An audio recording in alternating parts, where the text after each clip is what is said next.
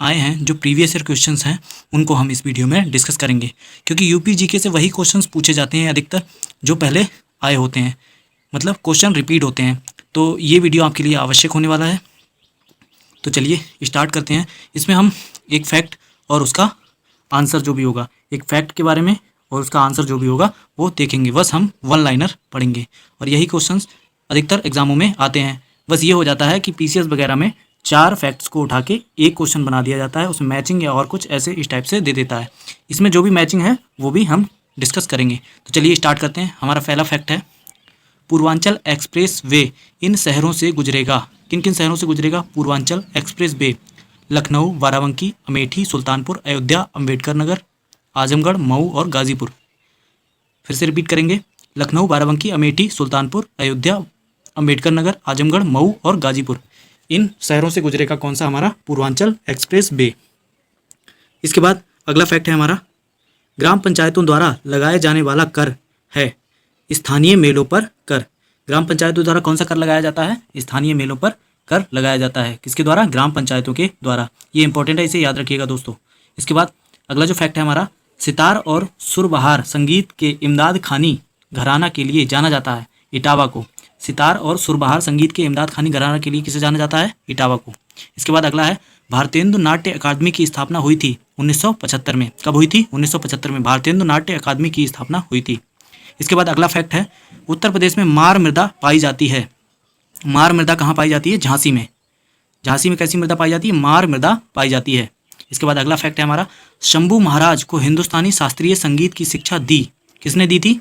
रहमुद्दीन खान ने। शंभू महाराज को हिंदुस्तानी शास्त्रीय संगीत की शिक्षा किसने दी थी? रहमुद्दीन खान ने। मुड़िया पूर्णिमा मेला का आयोजन किया जाता है गोवर्धन में। कहाँ किया जाता है? गोवर्धन में। मुड़िया पूर्णिमा मेले का आयोजन गोवर्धन में किया जाता है। प्रथम समाजवादी अभिनव विद्यालय खोला गया। कहाँ? प्रयागराज में खोला गया। प्रथम समाजवादी अभिनव विद्यालय प्रयागराज में खोला गया। इसके बाद अगला फैक्ट है, वह जनजाति जो बहुविवाह प्रथा को आचरित करती है। कौन सी जनजाति? जौनसारी जनजाति। ये बहुत चर्चित प्रश्न है कि जौनसारी जनजाति बहुविवाह प्रथा को आचरित करती है। इसके बाद अगला हमारा फैक्ट है, काशी विद्यापीठ के संस्थापक हैं बाबू शिव प्रसाद गुप्त। काशी विद्यापीठ के संस्थापक कौन है? बाबू शिव प्रसाद गुप्त। उसके बाद अगला फैक्ट है हमारा, उत्तर प्रदेश में पर्यटन को बढ़ावा देने के लिए 2015 में प्रथम ट्रैवल मार्ट का आयोजन किया गया लखनऊ में। कहाँ किया गया? लखनऊ में। उत्तर प्रदेश में पर्यटन को बढ़ावा देने के लिए 2015 में प्रथम ट्रैवल मार्ट का आयोजन लखनऊ में किया गया। अगला फैक्ट है, उत्तर प्रदेश में सामान्य केंद्रीय विश्वविद्यालय हैं। कितने हैं? 4। उत्तर प्रदेश में परंपरागत भूमि मापन इकाई है, क्या है? बीघा। ठीक है। इसके बाद अगला फैक्ट है, रोजगार की दृष्टि से उत्तर प्रदेश का सबसे बड़ा उद्योग है। कौन सा? हथकरघा उद्योग। इसके बाद अगला है, उत्तर प्रदेश ने उच्चतम औद्योगिक वृद्धि दर अंकित की 10वीं पंचवर्षीय योजना में। कब अंकित की? उच्चतम औद्योगिक वृद्धि दर 10वीं पंचवर्षीय योजना में। उत्तर प्रदेश में मूल्य वर्धित कर वैट लागू हुआ 1 जनवरी 2008 से। वैट कब लागू हुआ था? 1 जनवरी 2008 से। इसके बाद अगला हमारा तथ्य है, उत्तर प्रदेश में एक रेल कोच फैक्ट्री की स्थापना की जा रही है। कहाँ की जा रही है? लालगंज, रायबरेली में। ठीक है, rail coach factory Raebareli, Lalganj. इसके बाद अगला क्या है, कृषि श्रम उत्पादकता सर्वाधिक है पश्चिमी उत्तर प्रदेश में। कहाँ है? पश्चिमी उत्तर प्रदेश में कृषि श्रम उत्पादकता सर्वाधिक है। इसके बाद अगला है, उत्तर प्रदेश में प्रथम खेल गांव की स्थापना की गई है। कहाँ? आगरा में। प्रथम खेल गांव की स्थापना आगरा में की गई। इसके बाद अगला फैक्ट है, गंगा, यमुना, गोमती और झेलम नदियों में से एक उत्तर प्रदेश से नहीं गुजरती है। गंगा, यमुना, गोमती और झेलम नदियों में से एक उत्तर प्रदेश में से नहीं गुजरती है। कौन सी नदी है वह? झेलम, क्योंकि ये झेलम किसकी है? सिंधु की सहायक नदी है। इसके बाद अगला क्वेश्चन है, भारत में चावल कृषित क्षेत्र में उत्तर प्रदेश की कोटि है। उत्तर प्रदेश की कोटि कितनी है? प्रथम। चावल उत्पादन में उत्तर प्रदेश पहले प्रथम था, अभी द्वितीय नंबर पे आ गया है। पहले नंबर पे कौन है? पश्चिम बंगाल। ये क्वेश्चन इसमें एरर है, क्योंकि ये पहले प्रीवियस ईयर क्वेश्चन पेपर है। प्रीवियस ईयर में जो फैक्ट आए हुए हैं उनके बारे में डिस्कस कर रहे हैं। तो ये चावल में अभी प्रथम कौन है? अब पश्चिम बंगाल है, और पहले कौन था? उत्तर प्रदेश था। अभी गेहूं में उत्तर प्रदेश प्रथम है। उत्तर प्रदेश की नई कृषि नीति में कृषि विकास दर निर्धारित की गई है 5.1%।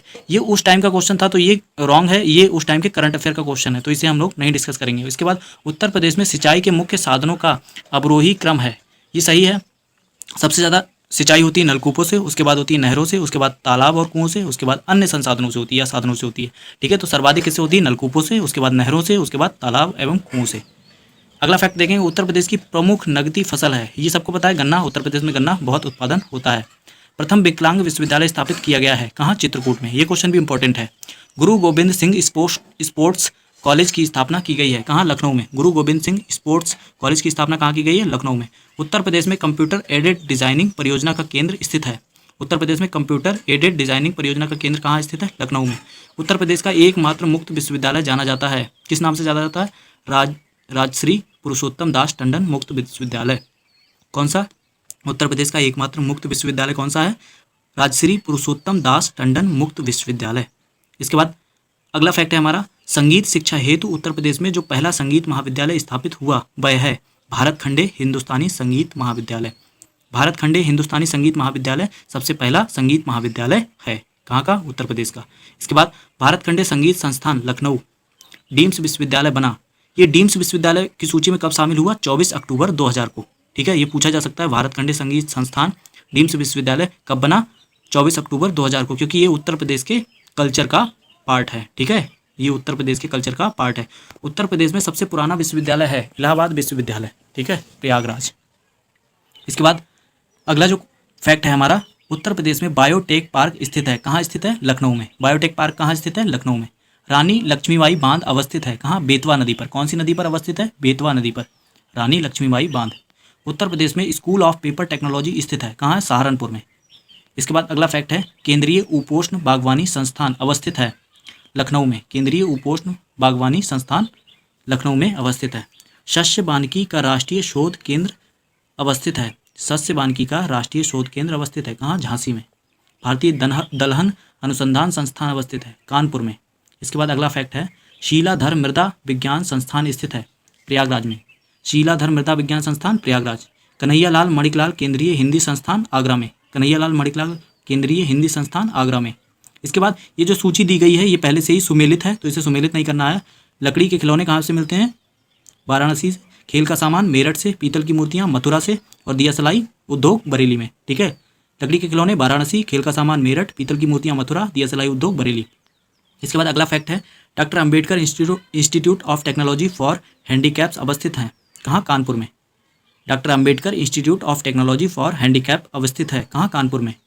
ठीक है, ये इंस्टीट्यूट किसके लिए है? हैंडीकैप्स, मतलब जो हमारे दिव्यांग लोग हैं। इसके बाद अगली जो सूची है ये भी सुमेलित है। रेणुकूट से क्या मिलता है? एल्यूमिनियम। और उसके बाद ऋषिकेश से एंटीबायोटिक। इसके बाद मेरठ से खेल का सामान। अलीगढ़ से ताले। अलीगढ़ के क्या मशहूर हैं? ताले। इसके बाद अगली सूची देखेंगे, ये सारे क्वेश्चंस आए हुए हैं तो आप लोग इसे अच्छे से देखिएगा। इन्हीं से क्वेश्चंस रिपीट होते हैं, ये आपके लिए बहुत इंपॉर्टेंट क्वेश्चंस हैं। इन्हीं को क्रम बिगाड़ कर आपके एग्जाम में पूछा जाता है। ठीक है, तो आंवला केंद्र और उद्योग। आंवला में क्या है? उर्वरक उद्योग। ये आंवला जगह है, आंवला में क्या है? उर्वरक उद्योग।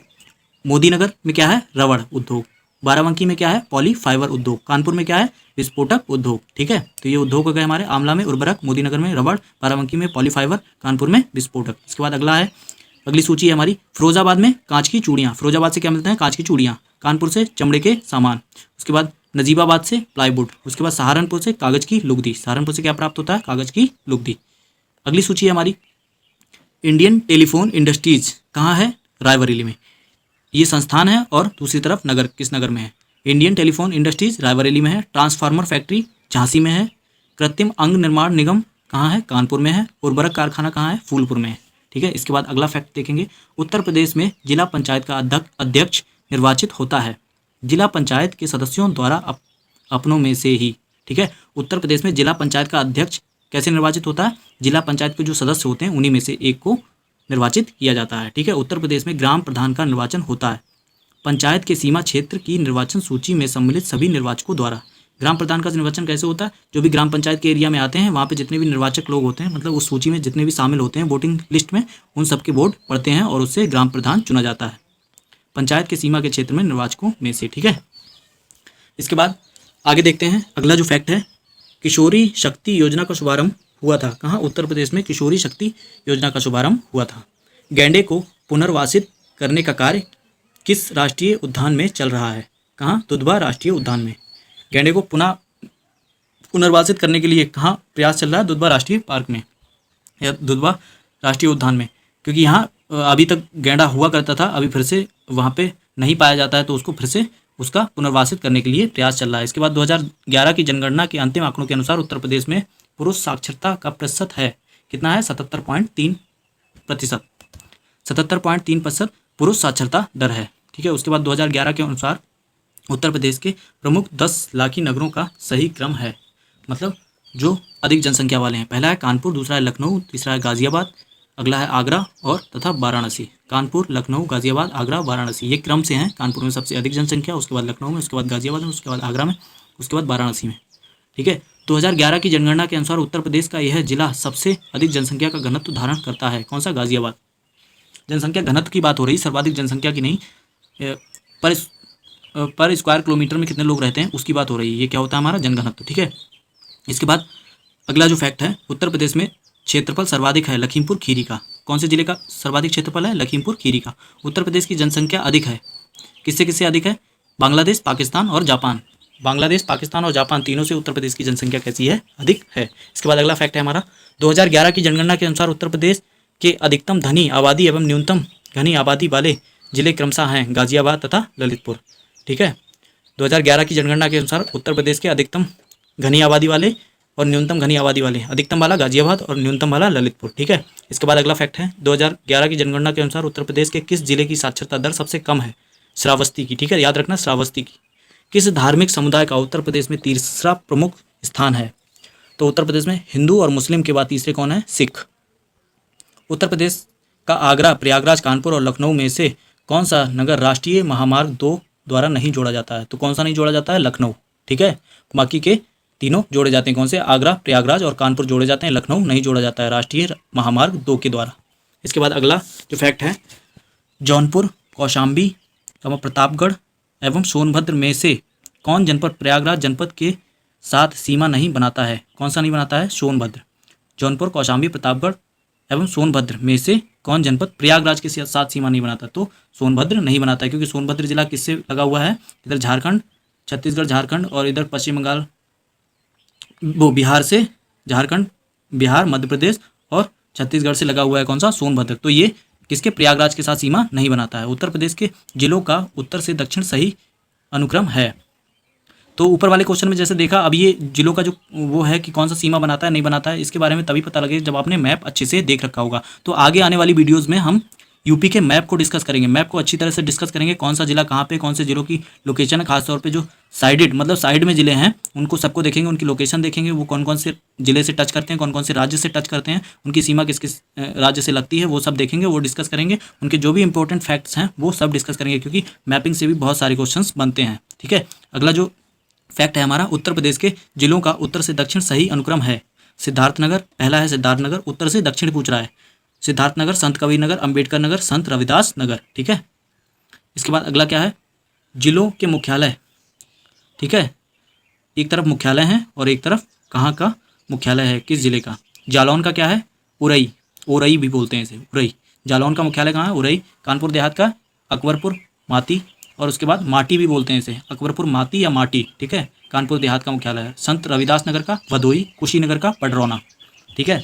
इसके बाद अगली जो सूची है हमारी, अंबेडकर नगर जनपद और मुख्यालय। अंबेडकर नगर का मुख्यालय अकबरपुर, इसके बाद कानपुर देहात का अकबरपुर माटी। तो ये ध्यान रखेंगे, अंबेडकर नगर का अकबरपुर है और कानपुर देहात का अकबरपुर माटी है, इन दोनों में थोड़ा सा डिफरेंस है माटी का बस।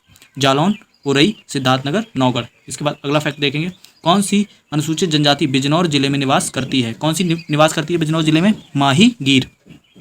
सुरहा ताल पक्षी विहार स्थित है बलिया जिले में। कहाँ स्थित है? बलिया जिले में। उत्तर प्रदेश का सबसे बड़ा वन्यजीव विहार है हस्तिनापुर। हस्तिनापुर कहाँ है? ये कॉर्नर पे है। कौन सी कॉर्नर पे है? ये उत्तर और पश्चिम, उत्तर पश्चिम कॉर्नर पे है। कौन? हस्तिनापुर। गाजियाबाद जनपद में आलमगीरपुर से प्राप्त पुरातात्वीय सामग्री प्रतिबिंबित करती है हड़प्पा संस्कृति को। गाजियाबाद जनपद से आलमगीरपुर जो है वो हड़प्पा संस्कृति का एक नगर है। ठीक है। इसके बाद अगला क्या है? अगला है, यूपी को समय समय पर दिए गए नामों से संबंधित वर्षों सुमेलित करें तथा कूट से उत्तर प्राप्त करें। ठीक है। लेकिन ये पहले से ही सुमेलित है। उत्तर पश्चिमी प्रांत 1836 में, उसके बाद आगरा और अवध का संयुक्त प्रांत 1877 में, संयुक्त प्रांत 1937 में और उत्तर प्रदेश 1950 में। तो ये इंपॉर्टेंट है, ये बहुत ज़्यादा इंपॉर्टेंट है, आपको याद ही रखना है। उत्तर